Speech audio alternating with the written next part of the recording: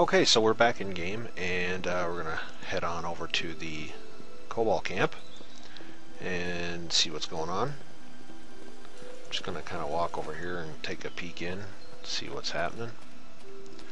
And as you can see, looks like a pretty harmless Cobalt camp. You know, I'm seeing a couple of Kobolds around, some more over there. You know, thinking to myself, if I can avoid these guys, I'll probably be able to handle these ones no problem.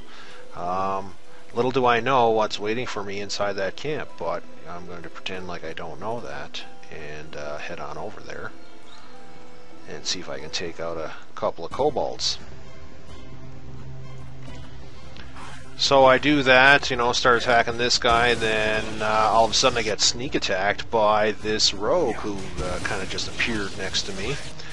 And also, all the other Kobolds have engaged me as well, because we have to remember that they're all set to friends. So this battle is probably not gonna go so well for me. So what I'm gonna do here is demonstrate something that I haven't shown yet, and that is me running away. So I'm gonna do that, but you're gonna want to watch what happens when I get a certain distance away from these guys. Just gonna keep running, and there you go. What happens with this AI plugin is that after I get a certain distance away from my attackers by running, they will actually disengage and kind of go back to what they were doing. They won't follow me to the ends of the earth. Now this is something that, you know, I really prefer. There's nothing worse than you know, running to the transition waypoint right here and then transitioning only to have them all kind of sitting there when you come back and waiting for you again. What these guys will let you, what this AI will let you do is it'll actually let you run away. Now, of course, when they're giving chase, they do hit you a lot. They tend to hit you as you run away, and they can hurt. But what happens, I need to just kind of describe what happens when this event occurs, is that once I run away, to prevent, you know, kind of ping-ponging effect where, you know, I run away, get out of their range, let them kind of disengage, and they'll head back, you know, without, you know, I could probably pull out a ranged weapon and start picking them off as they walk back. The behavior of the AI, what it does is as soon as they reach their maximum range where they're going to stop giving chase, what happens is they'll actually turn themselves plot and they'll heal themselves. So what happens is you know, when I'll actually show, if I can get one of these guys to chase me, I'll actually go over here and get this guy into hand-to-hand or melee. There we go. Now he'll chase me all the way. And what I'm going to try and do is I'm going to try and hit him as he's running away from me, because he'll disengage now in a second, and he'll head back to his area as soon as I get away from him and we stop bothering each other enough. I'm going to pick up these arrows here, switch, and I'm going to try and pick them off. Now these guys are actually not the one I wanted. These guys kind of followed a little bit later. So I need him to be in combat with me. So I'm going to try and grab this guy again. And right now he's vulnerable. I could fight him. If I hit him, he'll run, but there we go. See, he's actually resisting my damage as he runs away. And when he gets back to where he belongs, that'll change. He'll actually go back to normal and he'll be healed. So sometimes running away, you know, if I've got a big tough creature to fight and I get him down, you know, half hit points, but the battle is just not going so well and I decide to run away, sometimes you have to consider that, because when I come back he's going to be fully healed again and fully rested. So it's something to kind of wrap your head around if you're not familiar with that kind of thing. It's actually a behavior that occurs a lot in, you know, modern MMOs. That's what they do. They kind of disengage. You can't hurt them while they're running away, and then when they get there, they're healed up. So it's a very similar kind of arrangement to that. So what this will also do is try to encourage people to stay in the fight. If you run out of the fight, you're gonna live, but it's not without its costs. Your guys they're not gonna be able to be hurt while they're running off, and when they get home to their home point again, they're gonna be fully healed, and you're gonna start all over again. So it has its pros and cons, so you gotta kind of weigh it out. But at least you don't have to run out of the area anymore.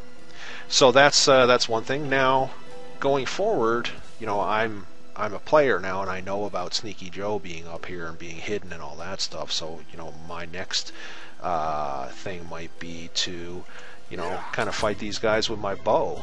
A lot of these guys have ranged weapons, so they're going to use them. So it could be a slugfest like that. But what I'm going to do is go back into the tool set and actually change these guys up a little bit more again, and make them a little bit tougher. So I'm seeing lots of rocks come across the the river here, and kind of picking them off a little bit. Yeah. But what I'm going to do is I'm going to change this camp a little bit more and throw some more opponents in here and see what happens. So I'll see you back in the tool set. Okay, so we're back in the tool set, and I think this is probably going to be the last video on the walkthrough. We're going to make this camp a little bit tougher. The fact that a guy can stand here on the beach and probably pick off a lot of these kobolds, is something that we may not desire. And Sneaky Joe, he's standing around there talking to these kobolds and whatnot, but who's he hanging around with? So what we're going to do is we're going to actually add in another NPC. So what we're going to do is we're just going to pull up our creature blueprints here, and we're going to open up these NPCs here, and we're going to grab Crowver here. We're going to make a copy of him and put him back over there, and we're going to pull up his properties. We're going to make him hostile, and we're going to, what else do we want to do with him? We're going to check his basics. He's a level 5 wizard, so that'll be useful. And he's going to reset his hit points. Actually, we're going to give him an 18 intelligence, just because we want smart wizards. And yeah, we'll go and make sure he's got the right package. Now that we've changed his intelligence, have a look at his spells. I would probably, if this was a real world or a module, I'd probably spend a little bit of time tuning his spells to make sure he's got the ones I really want. He's got Fireball here, which can cause his own kobold some problems if I use it appropriately. But let's leave it at that. And yeah, so he's hostile. Got all that done, and we're going to leave him as is.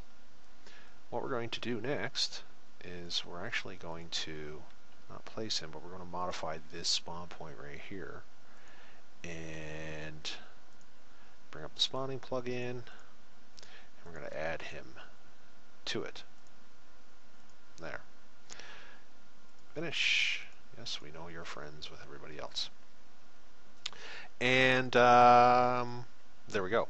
Now, there's one thing I want to make a note of here is that I put him on this spawn point, and the AI on this spawn point doesn't say, go ranged or stealthy or anything like that, and that's important. If I put this wizard up on this spawn point, I would have a problem. This spawn point here, if we remember, this one is configured to say all your creatures in here use range weapons. And if I put my wizard here, what will happen is my wizard will first try to use range weapons. He won't actually cast any spells. He'll try and go range.